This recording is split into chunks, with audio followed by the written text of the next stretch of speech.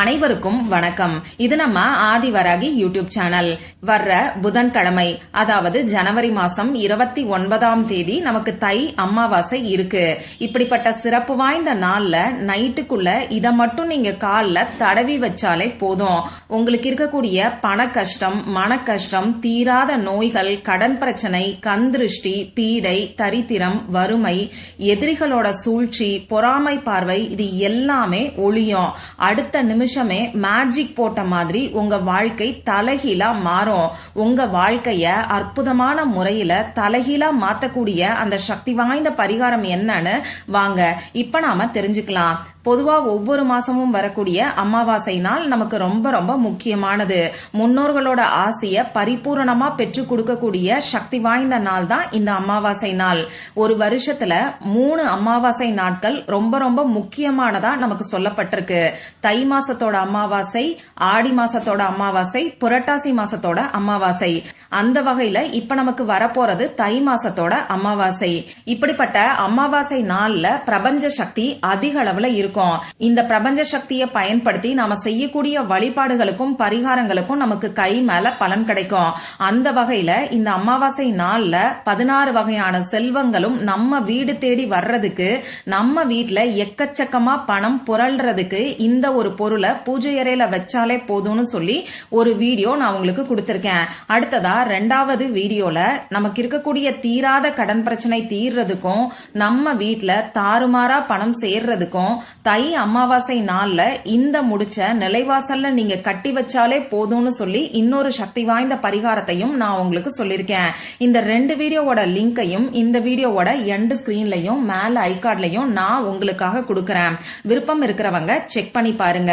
இப்போ இந்த பதிவுல நம்ம எதை பத்தி பார்க்க போறோம்னு பாத்தீங்கன்னா, நம்ம முன்னோர்களோட பரிபூரணமான அருள் நமக்கு முழுமையா கிடைக்கிறதுக்கும், சனி பகவானால ஏற்படக்கூடிய தோஷங்கள் நீங்கிறதுக்கும் இந்த அமாவாசை நாள்ல காகத்துக்கு வைக்க வேண்டிய உணவை பத்தி தான் முதல்ல நான் உங்களுக்கு சொல்ல போறேன். அடுத்ததா 2வது பரிகாரமா நமக்கு இருக்கக்கூடிய எவ்வளவு பெரிய கஷ்டமோ அந்த கஷ்டத்துக்கு காரணமா அமையக்கூடிய கெட்ட சக்திகளும் நீங்கிறதுக்கான ஒரு சிறப்பான பரிகாரத்தையும் நாம தெரிஞ்சுக்க போறோம். முதல்ல காகத்துக்கு வைக்க வேண்டிய உணவு என்னன்னு இப்ப நாம தெரிஞ்சுக்கலாம். டெய்லியுமே நாம காகத்துக்கு சாப்பாடு வைக்கணும். இந்த மாதிரி வைக்கும் போது சனி பகவானால ஏற்படக்கூடிய தோஷங்கள் நமக்கு படிப்படியா குறைய ஆரம்பிக்கும்.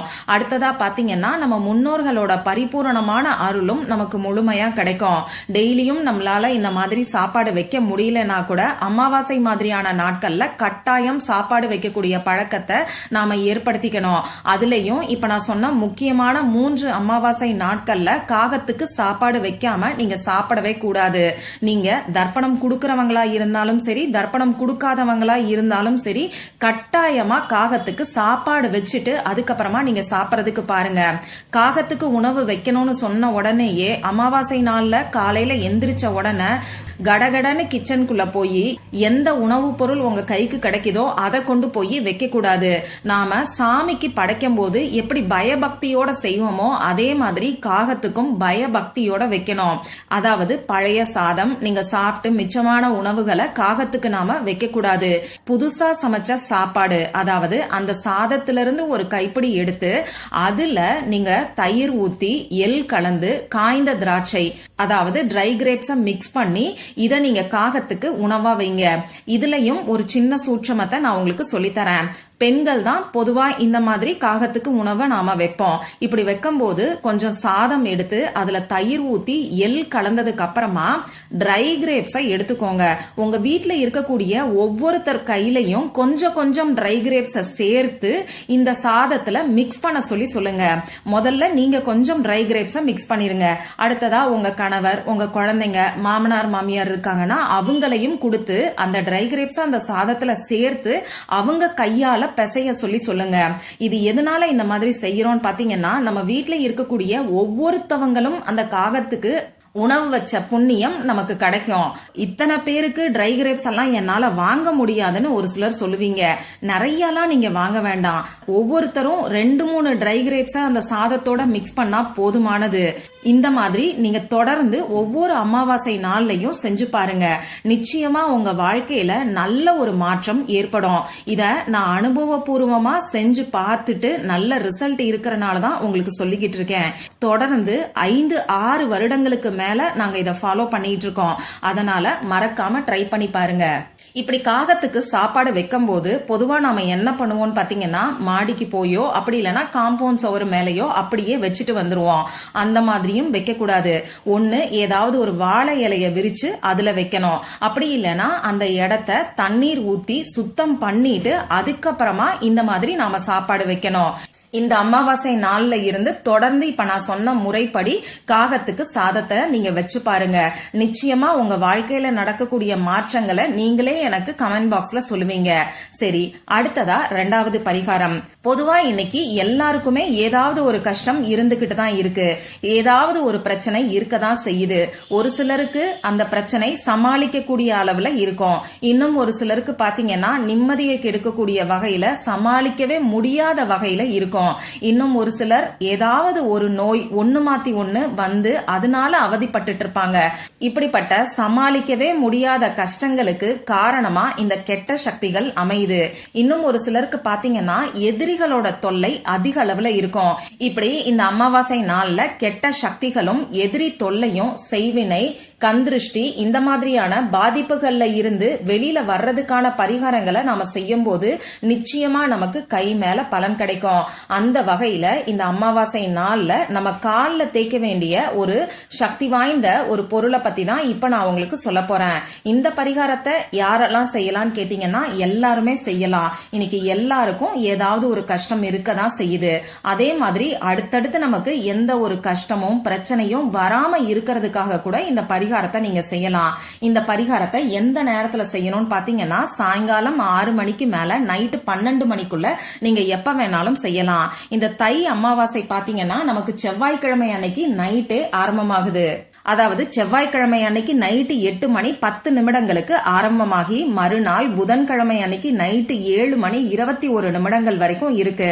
அந்த வகையில இப்ப நான் சொல்ல போற இந்த பரிகாரத்தை செவ்வாய்க்கிழமை அன்னைக்கு நைட்டு நீங்க செய்யும் போது அற்புதமான பலன்கள் நிச்சயமா உங்களுக்கு கிடைக்கும். சப்போஸ் இந்த வீடியோவை லேட்டா தான் பாக்குறீங்கன்னா பரவாயில்ல, புதன்கிழமை அன்னைக்கு நைட்டு நீங்க செய்யுங்க.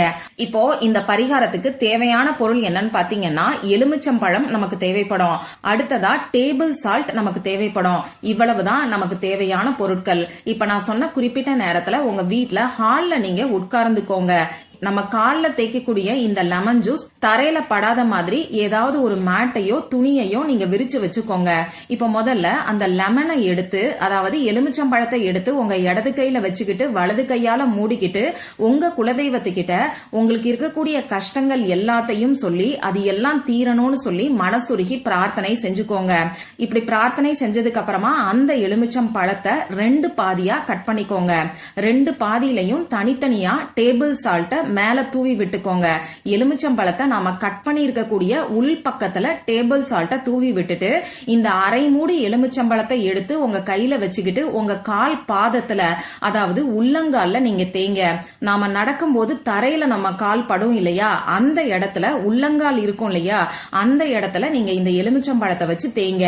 இப்படி தேய்க்கும் போது உங்களுக்கு இருக்கக்கூடிய கஷ்டங்களும் அதுக்கு காரணமா அமையக்கூடிய கெட்ட சக்திகளும் எதிரிகளோட தொல்லையும் வறுமையும் உங்களை விட்டு விலகி போறதா உங்க மனசுக்குள்ள நினைச்சுக்கிட்டே நீங்க தேங்க.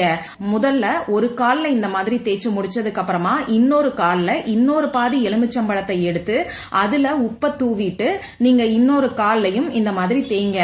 ஒரு காலுக்கு 1 நிமிஷம் அளவுக்கு நீங்க தேய்ச்சா கூட போதுமானது.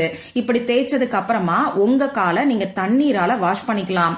ஒண்ணு உங்க ஹால்ல நீங்க உட்கார்ந்து இருக்கக்கூடிய இடத்துல ஏதாவது ஒரு டப்ல தண்ணீர் வச்சுக்கிட்டு உங்க காலை அதுல முக்கி எடுத்துட்டு உங்க காலை நீங்க தொடச்சுக்கலாம். அப்படி இல்லைன்னா பாத்ரூம்க்கு பக்கத்துல உட்கார்ந்துகிட்டு இதை செஞ்சீங்கன்னா இந்த மாதிரி எலுமிச்சம்பழத்தை தேய்ச்சி முடிச்சதுக்கு அப்புறமா உங்க வீட்டுல பாத்ரூம்குள்ள போய் உங்க கால்களை நீங்க வாஷ் பண்ணிக்கலாம். உங்க வீட்டுக்கு வெளியில இந்த மாதிரி கால்களை கழுவக்கூடிய வசதி உங்களுக்கு இருக்குன்னா வீட்டுக்கு வெளியில உட்கார்ந்துகிட்டு கூட இந்த பரிகாரத்தை நீங்க செய்யலாம். இவ்வளவுதான் இந்த பரிகாரம். நம்ம உள்ளங்கையோட எப்படி நம்ம உடம்புல இருக்கக்கூடிய எல்லா சக்கரங்களும் கனெக்ட் ஆயிருக்கோ அதே மாதிரி நம்ம உள்ளங்காலோடையும் எல்லா சக்கரங்களும் கனெக்ட் ஆயிருக்கு. உள்ளங்கை நமக்கு எந்த அளவுக்கு முக்கியமானதா இருக்கோ அதே மாதிரி உள்ளங்காலும் நமக்கு முக்கியமானதா இருக்கு. இத பத்தி அடுத்தடுத்த பதிவுகள்ல நான் சொல்றேன். இப்ப சொன்னா இந்த வீடியோ இன்னும் லென்த்தா போகும். சரி, இந்த மாதிரி எலுமிச்சம்பழத்தை உங்க கால்ல தேய்ச்சிட்டு உங்க காலை வாஷ் பண்ணிட்டு நீங்க தேய்ச்ச அந்த எலுமிச்சம்பழத்தை எடுத்து கால்படாத இடத்துல ஓரமா நீங்க தூக்கி போட்டுருங்க. அடுத்ததா உங்க வீட்டுல பெரியவங்க யாரெல்லாம் இருக்காங்களோ அவங்களுக்கு நம்பிக்கை இருக்குன்னா அவங்களுக்கு அவங்களையே தேய்க்க சொல்லி சொல்லுங்க. இந்த மாதிரி நாம தேய்க்கும் போது நம்ம உடம்புல இருக்கக்கூடிய கெட்ட சக்திகள் வெளியேறதோட மட்டும் இல்லாம நம்ம உடலும் நல்ல ஆரோக்கியமா இருக்கும். சின்ன பசங்களுக்கு குழந்தைங்களுக்கு இந்த பரிகாரம் செய்யணுங்கிற அவசியம் கிடையாது. தொடர்ந்து நம்ம சேனல்ல அடுத்தடுத்து அமாவாசைக்கான இதே மாதிரியான சிறப்பான பதிவுகளை நான் உங்களுக்கு சொல்ல போறேன். அதனால நம்ம சேனலை மறக்காம சப்ஸ்கிரைப் பண்ணி வச்சுக்கிட்டு பக்கத்துல இருக்கக்கூடிய பெல் ஐகானையும் பிரஸ் பண்ணிக்கோங்க. மற்றும் ஒரு பயனுள்ள பதிவுல நாம சந்திக்கலாம். நன்றி.